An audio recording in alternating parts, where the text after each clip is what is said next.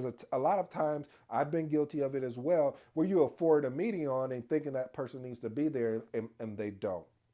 All right, family, I do have two bonuses for you. The first bonus is another one that I left off on purpose because I wanted to talk about it in my bonus is using collaboration tools.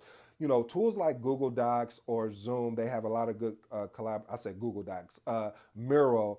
I love that little whiteboard collaboration, but Zoom and Teams, they've come a long way. When I say a long way, especially Teams has that collaboration piece, and Zoom has always had it, and they took it up another notch as well. So I really appreciate what Zoom is doing there, but just really providing uh, a more opportunity to integrate with collaboration tools. It makes people feel like they're part of the meeting instead of this just showing up for an assignment and then they frustrated and not paying attention. My next bonus is, I know I might get a lot of kickback for this, but I'm used to it by now.